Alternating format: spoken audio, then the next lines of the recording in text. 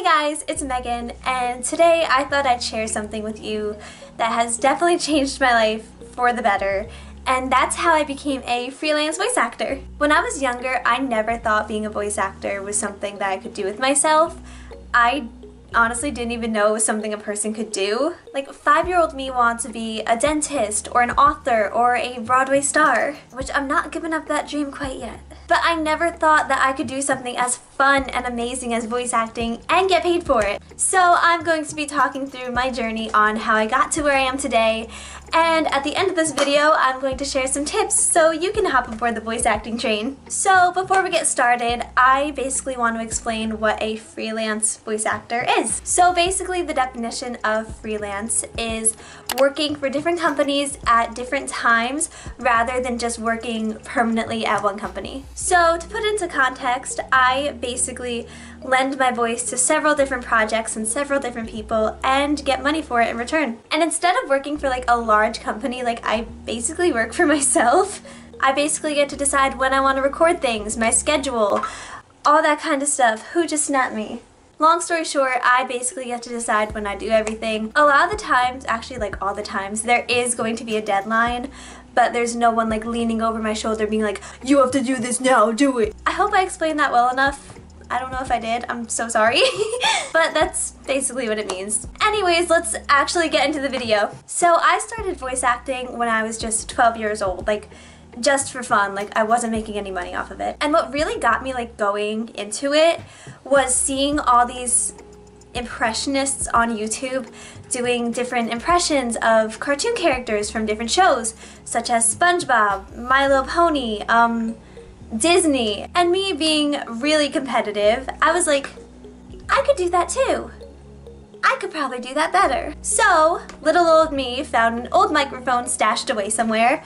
I downloaded Audacity onto my computer, and I just auditioned for everything I possibly could find. Like, I would go on YouTube every single day and look up casting calls, voice actors needed, auditions, like all these kinds of things. And I just auditioned for everything I possibly could. And it always made young me so happy when I got an email or saw the casting results video and I saw that I landed the role that I auditioned for in the project. Eventually I did upgrade to a better microphone, and I continued to audition on YouTube and several other casting sites as well. As I got older, I stumbled across this website called Fiverr, which some people might be familiar with, in which people can basically do like anything and get paid for it.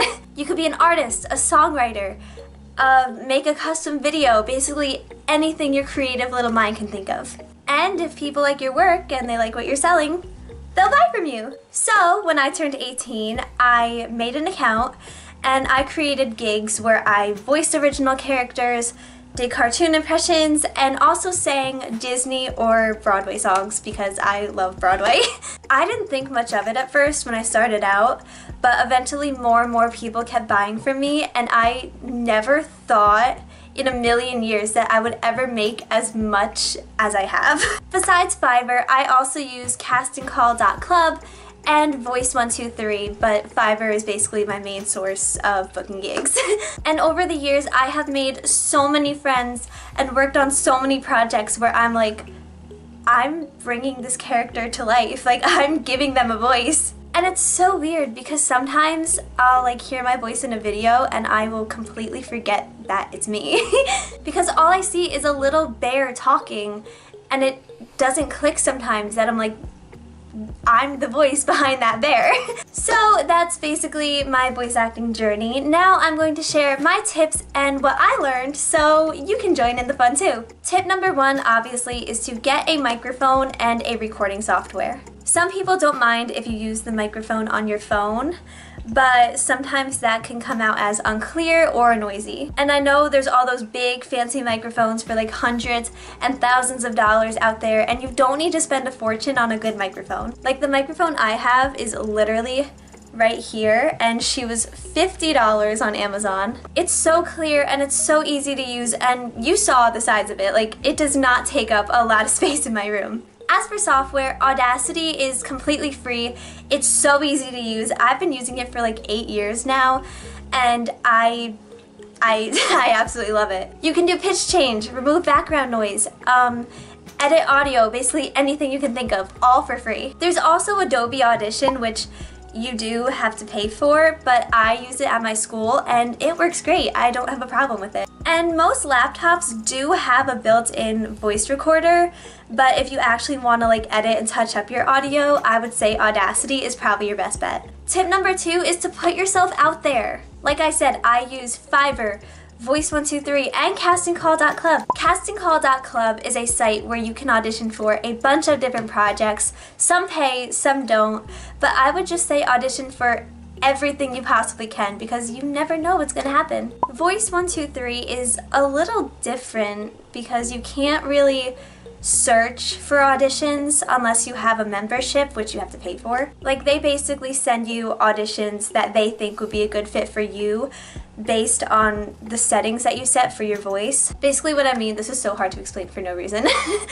Basically, when making your account, you, how do I explain this? You basically explain your range. Like, you say, like, I can do a child's voice, I can do a teen voice, an old lady voice, and the site will see that, and basically they will find different auditions involving those characters, and they'll be like, hey, this project needs a young child's voice, and we saw that you can do a young child's voice, so here you go audition for this. I don't know what's happening. Last but not least, we have Fiverr, which I do recommend that you put together a demo or a reel to display your work. Fiverr's a little different because you don't audition for anything. Basically, people come to you and ask for your help and pay you in return. So you really want to display your best work on your profile so people will see it and be like, hey, they're really good. I want to work with them. This is so chaotic.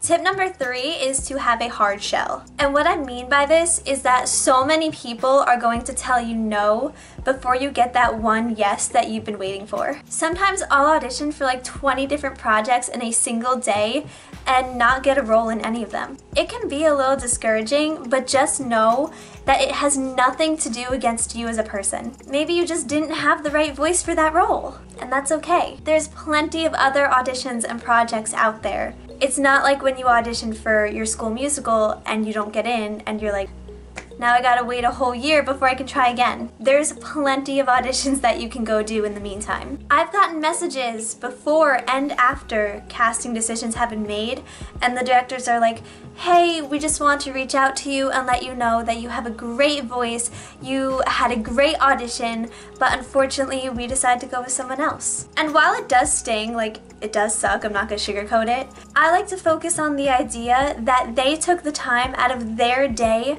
to message me to let me know that I have a good voice and that I was close enough to the role where they remembered me enough to message me to let me know that. And who knows, maybe they'll offer me something in the future. Tip number 4 is to get inspiration, but don't copy, unless you're doing impressions.